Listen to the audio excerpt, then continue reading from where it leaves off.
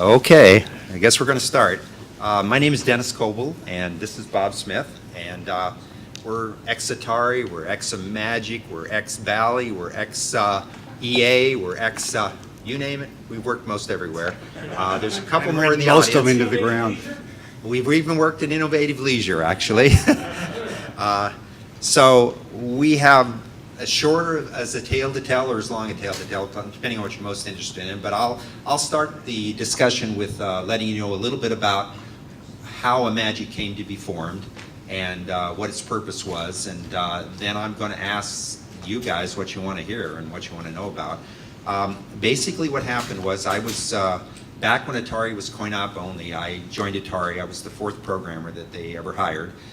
Mike Alba, quite a noted figure, was a third programmer, and he was about a week prior to me, and and afterwards everything came that way. I was at coin-op about 2.5 years, and then the Jody Cure designed, along with Al Alcorn, designed the VCS 2600, and it was taking off, and people could clearly see that the big numbers were going to be in consumer. So that's when the consumer division was formed, and I was brought up. Bob wasn't quite at Atari yet at that point, but I was brought up from coin-op, and I had a boss by the name of George Simcock, who was a really nice guy, actually, but he wasn't very politically savvy.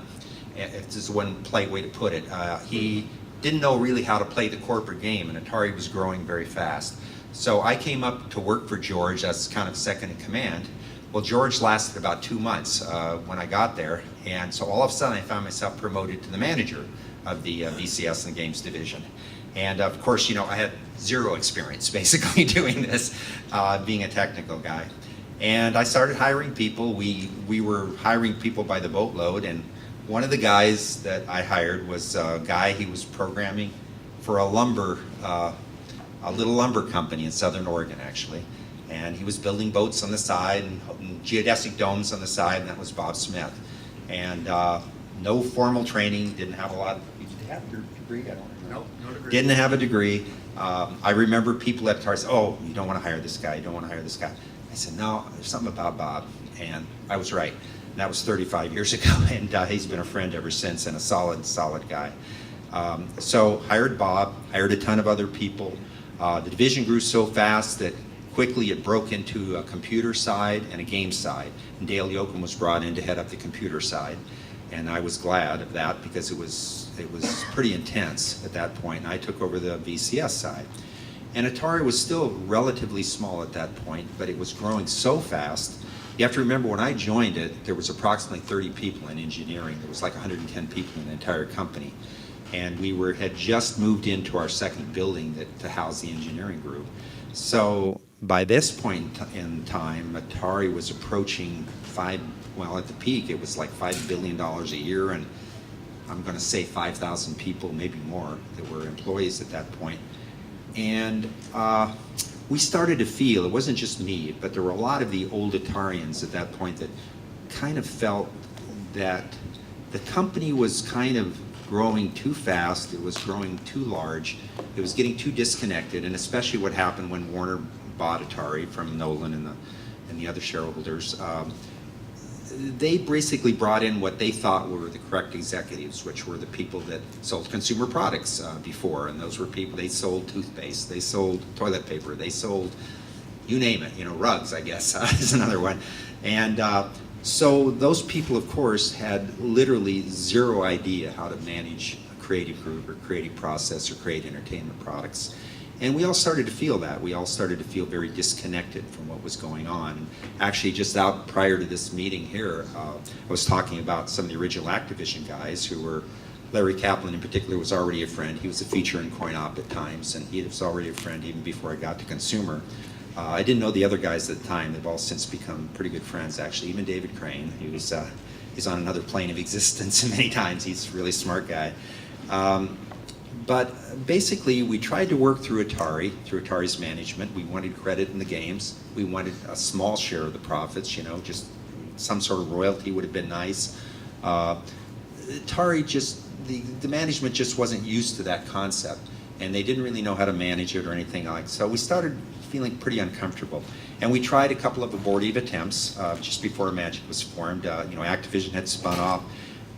We, myself and Dale Yoakum, and I think it was Chris, drawing a blank on the last name, we formed Atari Program Exchange, which was people who would write stuff for the Atari 400, 800 computer, and I did a couple of titles for that. I'd done a number in coin-op, and that was kind of fine, but it wasn't really enough. And so I started imagining in my fantasies that I could create a group that was still part of Atari. It probably existed over in Santa Cruz. We were all in Los Gatos at the time. And I could take a small group of people, 5 or 10 people, and maybe create a little bit of the original Atari feeling, over there. So I prepared a business plan. I was going to go through Atari. I did the whole thing. Of course, I got to the sales and marketing, and I realized I knew nothing, zero about sales and marketing. So I said, okay, who do I know? So at that time, Bill Grubb was the VP of marketing at Atari.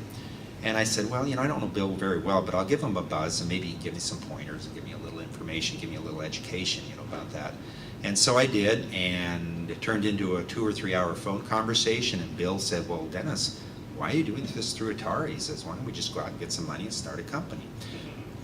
Oh, revelation to me. I'd never even thought of that. So that was the genesis of the idea. I initially picked out 2 or 3 of the solidest guys I knew, Bob Smith being one of them. Brad Stewart, is he in the audience? So back there he is. He's also ex-Imagic, ex-Atari. And Rob Fulop, of course, Demon Attack fame and many others later, Pets Thing and all the rest of it. And they had a contact down at Mattel and found out that there was a whole group of people that Brian Dougherty was one of the top guys down there in terms of programming, and he had a bunch of people that were willing to join him, so the whole thing kind of came together. And we went out to pitch, raise some money. And it literally took us maybe 2 days to raise a couple of $1 million back in those days, because, outside investors started to see the success of Atari. They saw the increasing success of Activision, and they said, I want to get in on this thing. So it was really easy to raise the money, and boom, we went ahead and did it. And so that's how it started. And at this point, I'm going to hand off to Bob just for a moment or two, but then we're going to ask you what you want to know about the Imagic early days, what you want to know about it technically, what you want to know about it in general. So, Bob, do you have anything to say? Wow, interesting. Well, there were 9 of us, and we all gathered into the corporate attorney's office, and he suggested Imagic. And the first thing I said was, everybody in the known universe is going to call it iMagic. And they did.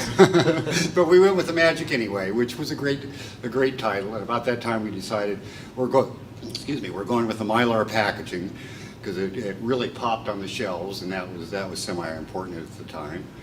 And we got going, and we started in a little tiny place in Saratoga, and Brad was our first employee, and another salesperson who came aboard about the same time, and they spent their first day in court. But we did it well, and we did it honestly, and we had no problems legally with that. It was a great environment. There were 9 of us rattling around in this building, and of course we had to wait, at least a month or 2 for our development system. So. It was basically a brainstorm for the entire time, trying to figure out, what are we going to do for our premier products. And Rob came up with Demon Attack, which won Game of the Year, and had lots of good 2600 technology, color changes every line, single line resolution, and so on. So Demon Attack did very well. And you did Trick Shot. I did Trick Shot, and Bob did Riddle of the Sphinx. No, I did. Star Voyager was my first. Star Voyager, okay, was his first one. And then, of course, I got to CES. CES is where we showed our games. Every 6 months, wintertime in Las Vegas, and then June in Chicago. And that was my first time meeting the Activision boys. So they came over, and they had seen my video pinball for Atari, and they said, okay, he knows how to do this. But I got to look at Al Miller's game, and Al Miller's game was not only almost exactly like mine, it was better. It was done better. Single line res, I had gone for 2-line res. And there were some interesting things about my game, and I thought it was a credible presentation, but Al just blew me out of the water. They were smart guys at They, Activision. They really were. I have nothing but good to say about those guys. Yeah. Well, I guess I'm going to ask anybody out there what you might want to know about Imagic, or go ahead. We'll So go like for- it sounds like you guys left nearly the same reasons as the people that left to form Activision. Yes. And so, you know, did Atari still not get it? Like, oh, we're going to lose our talent if we don't get the Well, they were trying to get it, and at that time, Dennis decided that he would take a sideways move and kind of get out of the line of fire while we were incorporating. Yeah. So a man by the name of Steve Wright took over the department, and which was actually one of my infamous decisions that occurred, honestly. that was your decision? Yeah, unfortunately. Steve was a good guy in a lot of ways, but I will say that he was a tech at the time, or maybe a tester, I don't even remember. I think he was started in the testing department. And he came over and he really had a way of presenting himself. And he came across with a lot of energy and a lot of presentation. Later I found that kind of rubbed people the wrong way in general. Not everybody, but in general, a lot of people were rubbed the wrong way by Steve. And he came in and he basically told Atari management that he could take over the department and he knew how to manage the the game programmers, the entertainment process. And that was with mixed results, ultimately. He didn't. Being one of the programmers, he was. Yeah. Well, I was actually a supervisor by then, so Yeah. I was right under Steve. Well, it's funny. People always or I've had people ask me, "Oh, you did it for the money?" Or you did? No, not really. I mean, we were all ambitious. Bob and I were actually a couple of the senior guys there, along with Brad. We actually had families at that point, and it's like everybody else in this room. You get married, you have a kid, you've got to raise money. I mean, you've got to make a living, And so we needed some money, and there was a possibility that maybe in a few years we might make a little more money. But honestly, for me, the main motivation was the fact that when I joined Atari, there was a sense of togetherness. I mean, I actually still know virtually everybody I ever worked with at Atari, and I'm still friends with most of them, and some of them I haven't communicated with in years, but there was a community, and I've heard, you guys have heard this a million times, there was a sense of community at Atari that was really pretty amazing. And I attribute part of that to the fact that it was a relatively small community.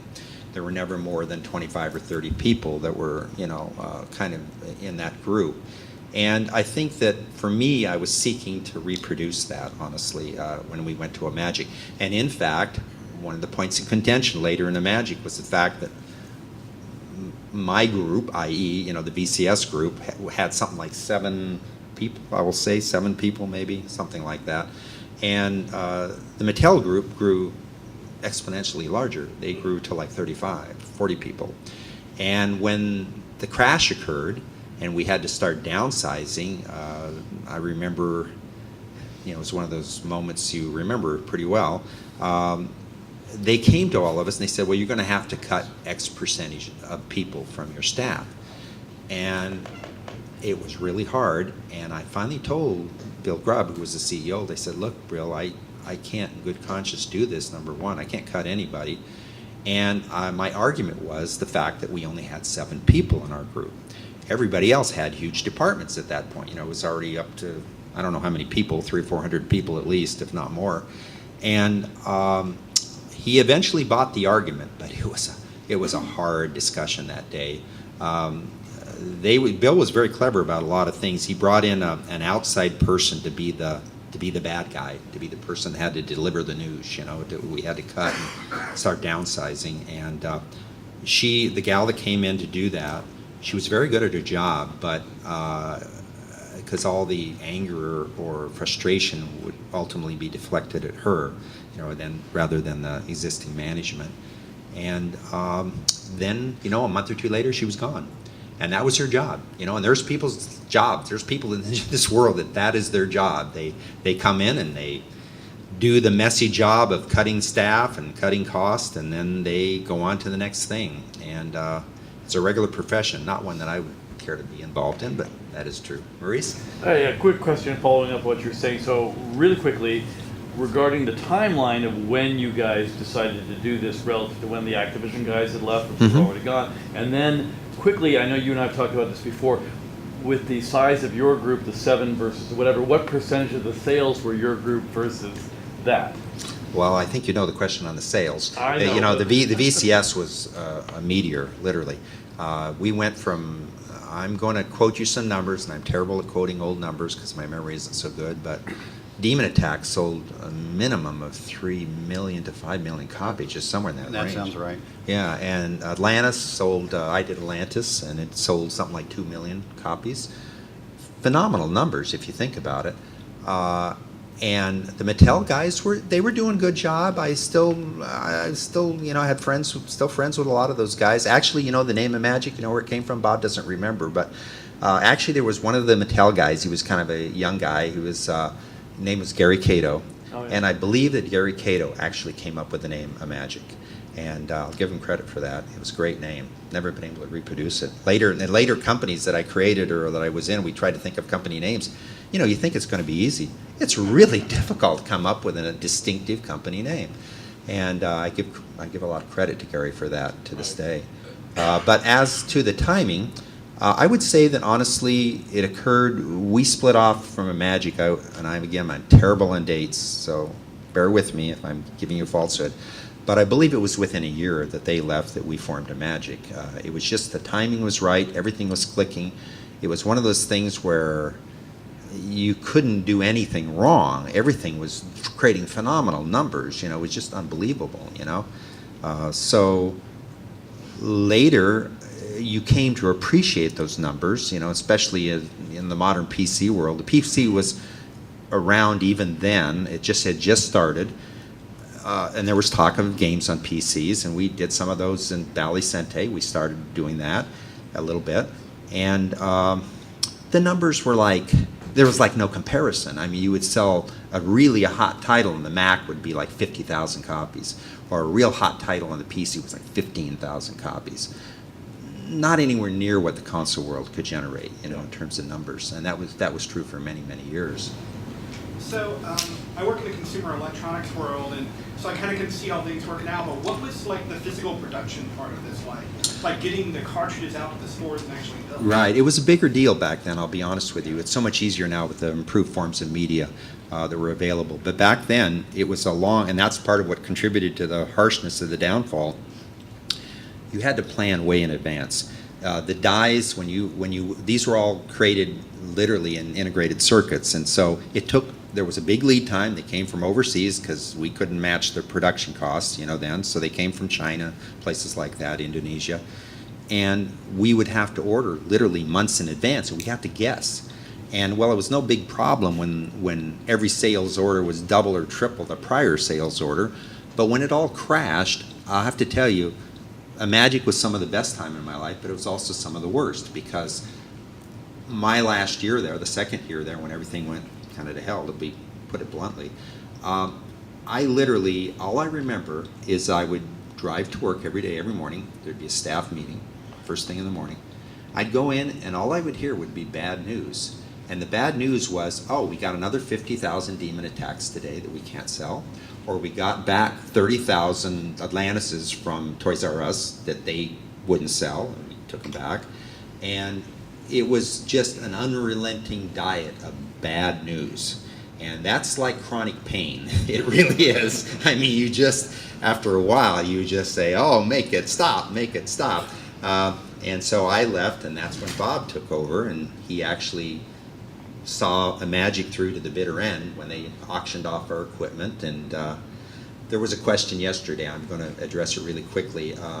Somebody in the Atari panel yesterday had asked, well, actually I was surprised about how many people asked about the technical aspects of the 2600 and what development systems they use. And Rob Zadibel mentioned they use 1611 logic analyzers, but they also, I think he alluded to the fact they had a wired wrap board, and we did all that sort of stuff.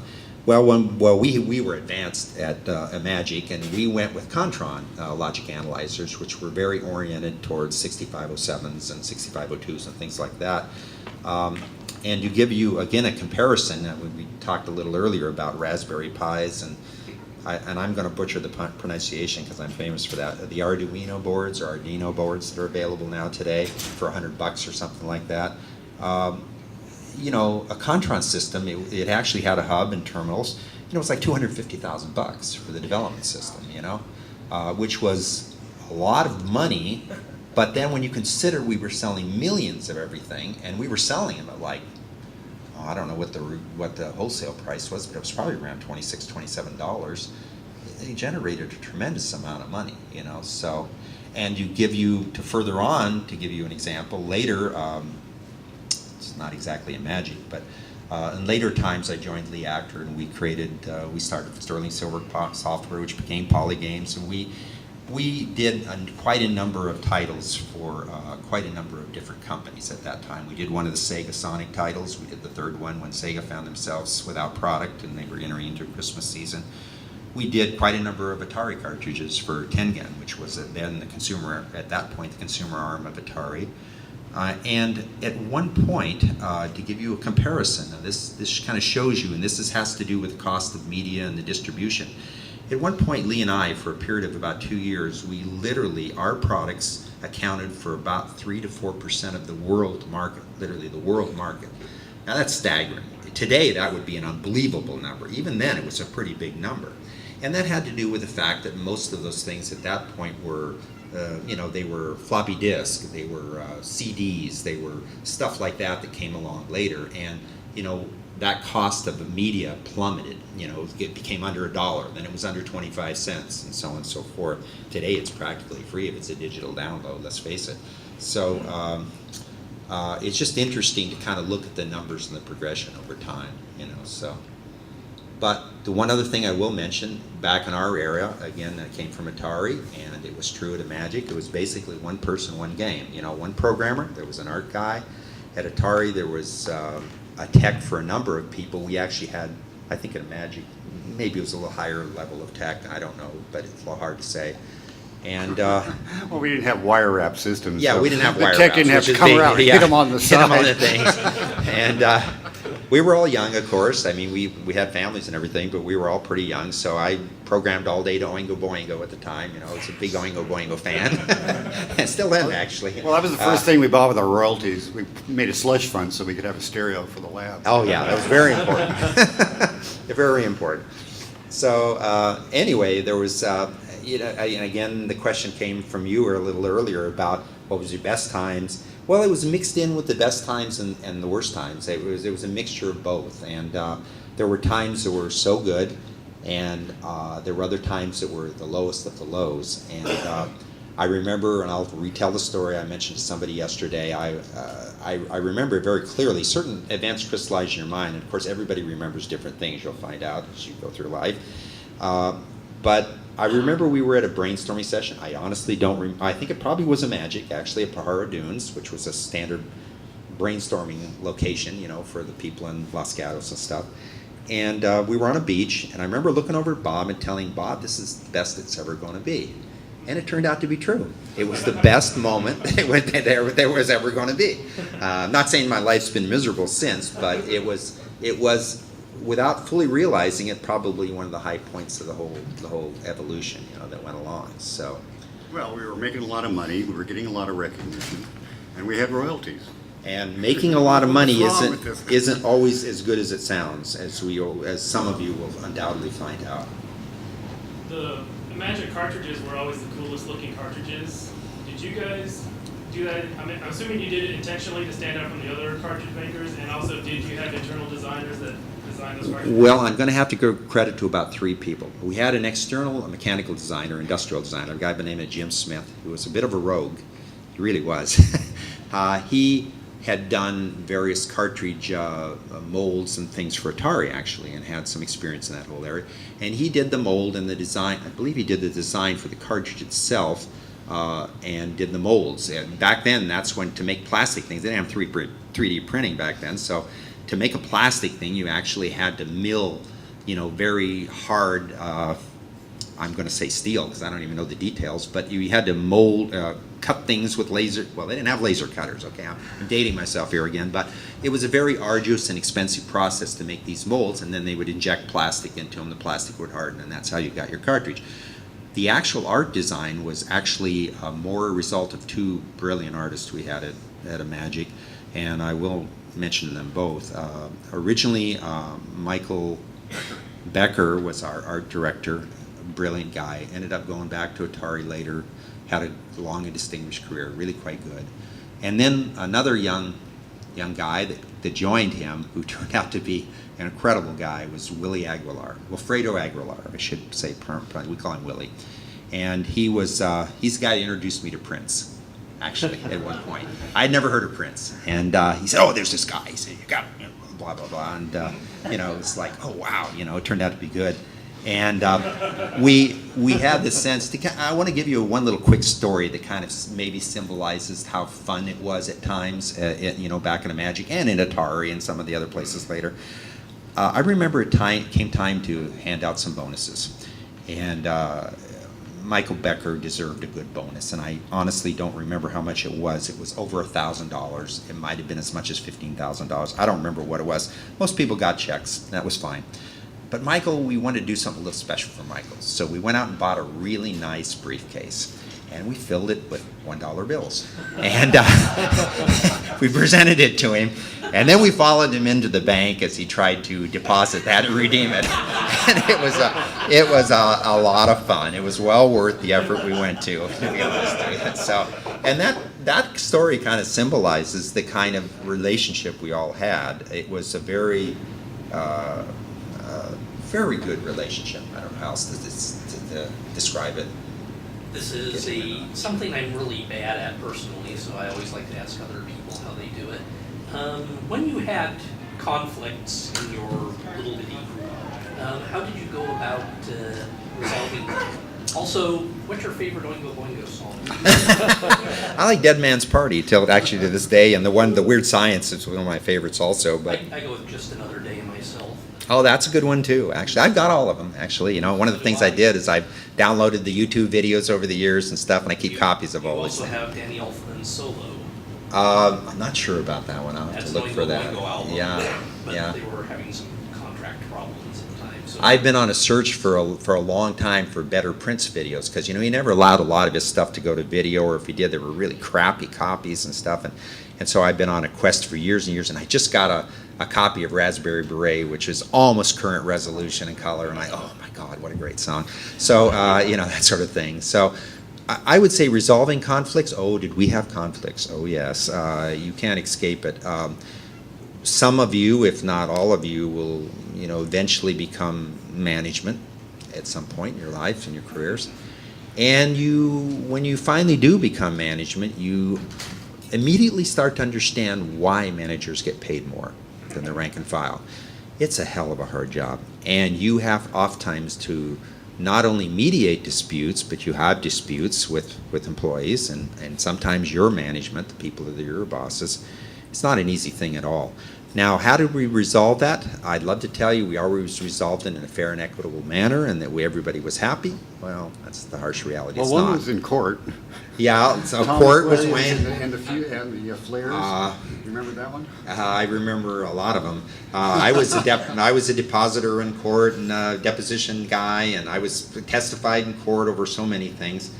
One that didn't work out so well was Rick Maurer, Space Invaders. You undoubtedly know that that's a legendary cartridge and really extremely well done.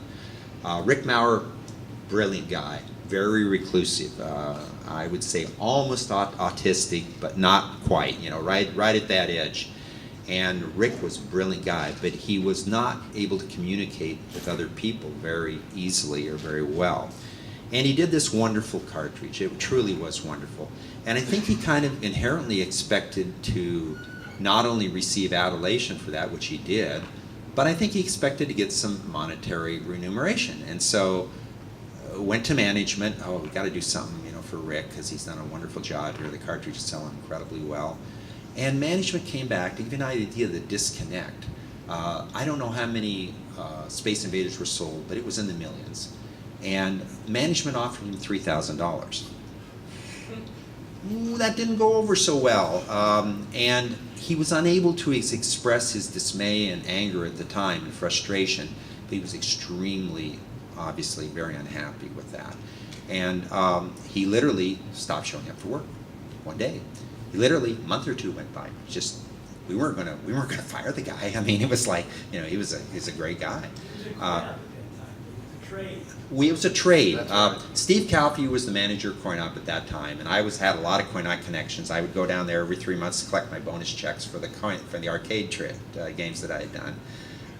And Steve's an old friend also. And we instituted a program where we would trade an employee for a period of time, typically a game, and they would trade us an employee to come up and do some stuff. And at that time, Rick was working at Coin-Op actually for Steve. I'd like to say we sent him our best people. Well, in a sense we did, but also we sent him people that were difficult to manage or difficult to be around. And Rick was one of those, in a lot of ways. He's a brilliant guy, seriously brilliant. I remember Steve coming up and complaining bitterly about it, to me about Rick and his work habits and stuff. But everything kind of went to hell at that, and that's one of those conflict situations that was not resolved, and Rick was ultimately left Atari. He was very, very unhappy, and I think rightfully so. I don't think he was treated fairly, honestly. But you find as a manager you can only do so much sometimes. So I'm going to actually go back there because I told him originally way back. He was up first. Oh, okay. Go ahead. It's been discussed at the Atari panels, even yesterday, about the time frame that was given to create a game. 6 months or 5 weeks, depending on the time. What was that like at Magic? Actually, we were all, honestly, the people that came to Magic were very disciplined. One of the reasons I chose Bob and I chose Brad and Rob and everybody else, these were very reliable people. They could be counted on to do what they said. Now, originally, the plan was to come out with Atari cartridges first, but we allowed ourselves basically at least 6 months to do them, I think as it was. I don't recall the exact amount of time, but it was a reasonable amount of time. Well, we started going and we kind of fed off of one another, and all of a sudden, literally after I think it was like 3 months, we had created 3 cartridges. And they went to the show literally at the last moment because it was unexpected. They had product, and so our very first show was in a little 10 by 12 booth. I think it was the size of it, literally. And of course, if you talk to Dodd Fry, you'd hear a little bit different story because he thought the rivalry was between Atari and Activision, and I'm sure it was. But for us, the rivalry was between Imagic and Activision. And the real trick of going to the show wasn't that who had the best game.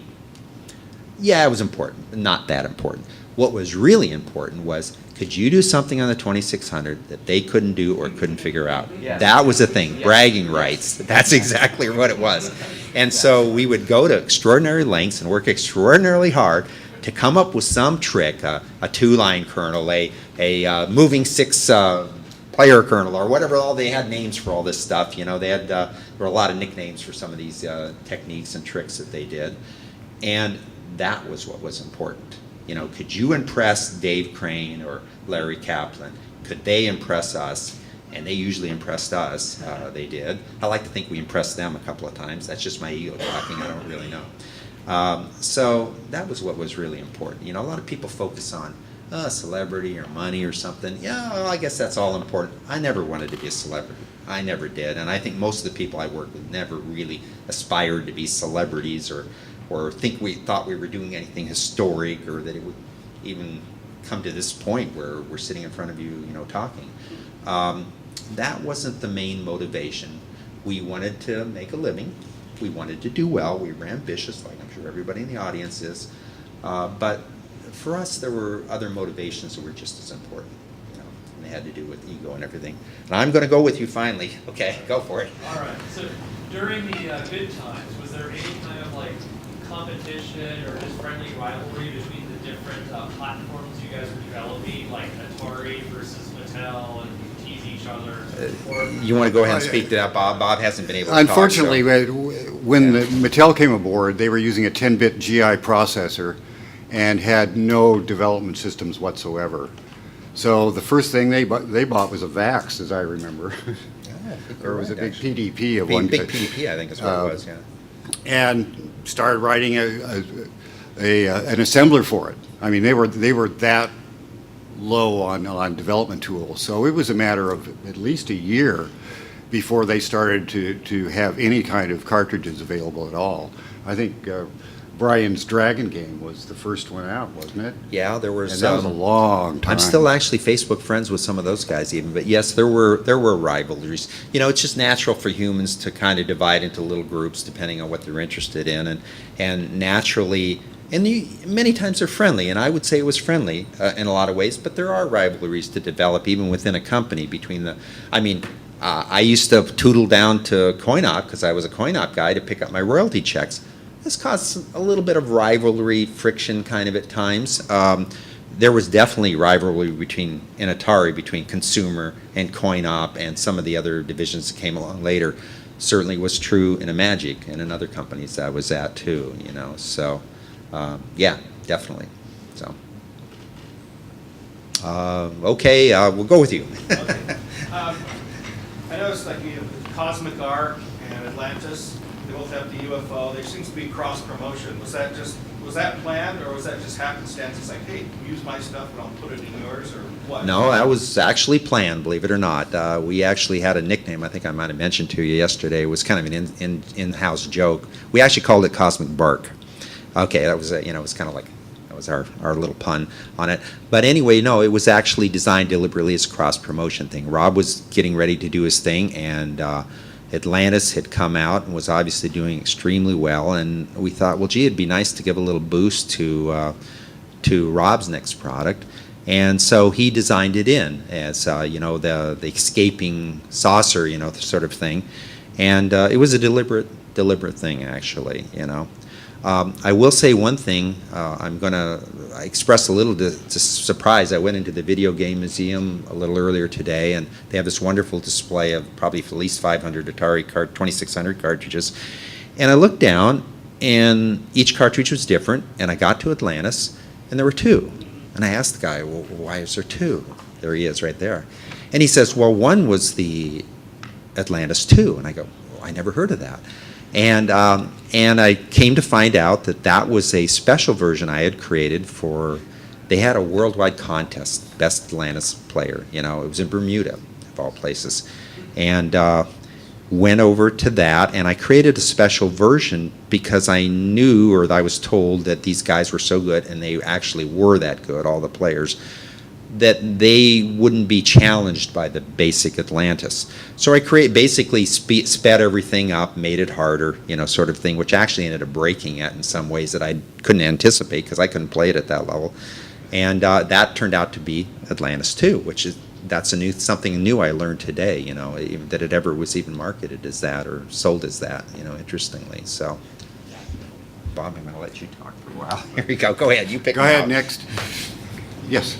So, aside from Cubicolor, were there any other in-progress things when the doors closed? Bob. Oh, certainly. Yeah, Dennis was gone by that point, and Brad had been working on Firefighter, and that never actually made it. No, it did. Did it make it? Okay, well, and Absolutely. Quick Step? Did Quick Step ever make it? Yeah, Quick Step. Brad and I, we just saw those. We were wondering Really, about really? Subterranean and Quick Step and a few of those other ones that were. There was a lot going on. Actually, the one I remember most is Dennis and I were sitting in Saratoga, and we were both doing a dungeon. And Dennis was doing it on the 2600, and I was doing it on the 800, trying to jam a dungeon into an 8K ROM. Actually, it was great. I had the walls all folded up and everything. That had to be those were immediately abandoned. And actually, the 2600 cart that I just finished is a dungeon. And it's mainly because of the projects that Dennis and I were working on about the time Imagic started going down the tubes. I will say, and I just learned this today, that Bob's cartridge that he did last year is supposed to go on sale at the National Video Game Museum down outside of Dallas or Austin or wherever. Frisco, that's what it is, Frisco in Texas. They're actually going to package it and sell it, presumably in the near future and stuff. So I've never seen it. I'd love to see it myself. So.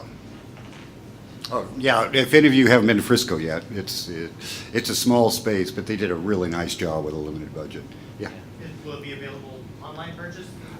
That's totally up to John Hardy and the gang. I just said, this is yours, you do with it what you want. Let it benefit the museum, because I have a self-interest in your museum succeeding. Have you considered Atari Age as well? I thought about it when I was first working on it, when it was, finally getting ready to, yes, this is going to be a game. I briefly looked into it. And I finally went with, standard Atari bank switching. I went for classic 2600 hardware. I didn't use any of the enhancements that have come down the pike. So I just used an emulator, and I've been showing on an emulator. How John wants to market it is his call. Yeah. That is a quick observation that some people here might not know about. You remember the documentary that was made about you guys that was on Enterprise? That is on YouTube. There's the PBS did a program about American business, and they went into Imagic in late '82, and they filmed in the company, and it shows everybody working on Atlantis, in fact.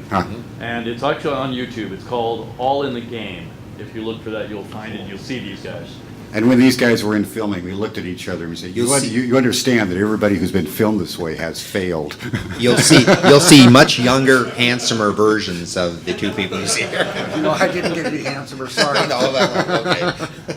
So just following up on that real quick, related to that, I know in the end of the documentary they talk about how Imagic pulled the IPO because of the Black Sunday. At what point did you leave there, and at what point did Bob take over relative to that? I was there probably a good 6 to 9 months after that, and then Bob took over after that and saw the company to its final dissolution. Well, see, I never got to be a VP.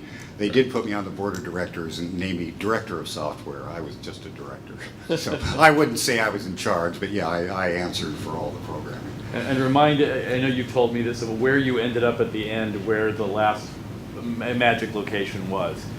Your office. Activision. We rented space from Activision during our last probably 6 months to a year. So we were over in Mountain View. Didn't have our own digs at all. And if any of you were lucky enough to be around in that era, that's when they were auctioning off the $250,000 Controns for probably $120 Oh, there were a piece or bargains. something. I could have had a It's just 1611A ridiculous. for $40. Yeah, it's friggin' amazing. I mean, but ending of an era. Go with you, I guess. I was just interested, was all your programming done in assembly language or? That's an interesting. Go Yes, ahead, Bobby. until Bally Cinti, which was about '84, where we had a C front end, and that was mainly to handle the coin mechs and system kinds of things. But all the cartridges absolutely had to be in assembly. We only had 4 or 8K of ROM, so everything had to be really tight. I'm going to comment here also because I read an article the other day. They've been talking about the new APIs, Vulkan and a bunch of the others that allow you to kind of get around DirectX a little bit and get down closer to the hardware, And they talk this as a major innovation. Well, kind of funny in a way because that's how it actually all started. It was all pure assembly language, right down at the hardware level. As a matter of fact, when C first came along, there was a big resistance to use it because even though you could get pretty close to hardware, it wasn't quite as close as assembly language. And it took a while for it to be adopted, actually, for C to become more adopted. And then later, obviously, C++ and all the other languages that came along later. So it was interesting to look back on that. The problem with assembly code, of course, is it's unreadable by anybody else other than wrote it. That's the Comment. comment. Yeah. You mentioned the Contron development systems, and I'm wondering what did you use at Atari? What was the Atari, Atari? we had an S100 board that was basically emulating the hardware, and then we had an ADM3 where we had a character or a line-oriented editor, so there was no full-screen editing, right? We'd say move the cursor forward 3 characters, then insert an L, and then move down 3 lines, right? Yes. So that was a little on the painful side, and we really didn't have breakpoints to speak of. We had our 1611As, and as Rob said yesterday, it can capture everything that goes down on the bus. So if you're willing to scan through its readings, you can find virtually everything that happens in such a simple processor. Oh, go ahead. Okay, we'll go with you. Sure. Okay. Well, I'm interested in cover illustrations, and if there was any game that you really hated the cover illustration, like you didn't think it represented the game well. as a consumer, that was. Well, that's interesting, you know. Grab it, oh, this is gonna be awesome. Now your graphic art is really as open as your mind is. Actually, a lot of our cover art in Imagic were kits. Our Michael and Willie would go out and buy about 3 plastic, they'd get a Millennium Falcon and they'd get another spaceship or two, and they would kit bash Great it model builders. until they had really something were. that wasn't recognizable about anything, and they would shoot it. And the Dragon for Dragon Fire, I think, is this rubber silicone thing that they made. So yeah, the cover art was actually quite interesting in that it wasn't really modeled or drawn. It was a lot of photography. Yeah. So it seems like around this time we had the bus, but then the PC started coming up. And I'm just wondering, like, since the 2600 was from the 70s and it was really hard to push it, and then the television, you started porting stuff over to it, right? And took advantage of it, whereas Activision, I don't know if they ported, but they didn't really take advantage of the hardware. But did you guys really have a chance to work on the more powerful PCs, or was it too late? I can address a little bit of that right there. For a couple things, I don't know much about the Mattel architecture, to be honest with you, but I do know this about it. It insulated, the actual hardware was highly insulated from the programmer, and that caused a certain sameness in the look of a lot of the Mattel products. And I know it was a source of frustration to the people that wanted to be a little more creative, along the way.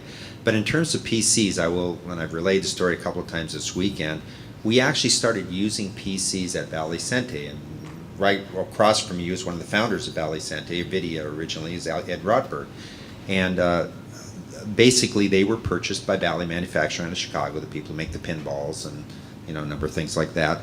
And basically we started to use them as development tools about that time. That's when the AT computer came out. It was big innovation. 286. 286 based, yeah, the AT. And we started to use it. That's about the point we started to consider using C, because now you had cross compilers that just started to come along. And Ed can correct me here, because my memory's not always great on this stuff, but I think that's basically when we started to use PCs. And we could see the potential. I mean, to this day, I'm a PC guy. Most of the Atari guys are PC kind of guys in general. Ed's an exception. He's a Mac guy. I'm going to give him his due. He's done really well with the Mac over the years. And now Brad's a Linux guy of all things. I'm surprised to hear that. But I would say the vast majority is PC based. Since they came out, we went through the whole eras with them. I mean, surprisingly, we didn't use when DirectX came along. Finally, this is later when I was with Lee Actor. Virtually nobody in the gaming community that was producing games at that time used DirectX 1 or 2. It was literally not usable. And then we got to DirectX 3, and it was like the first version where you could actually do something, with a game, a little bit. It wasn't perfect, but you could do some stuff. And we started to consider it at that point. And now today, those APIs we're talking light years, away from what they were back in those days. So, yeah, PC's been there all along, usually as a development tool, but later as a platform, so. Sorry, I have to call time. I know, Okay. I could see we were running out, so. I guess we'll be outside later for autographs or any other questions or anything like that. So, thank you very much. Thank you. Estelle. You take a bunch, Andrew?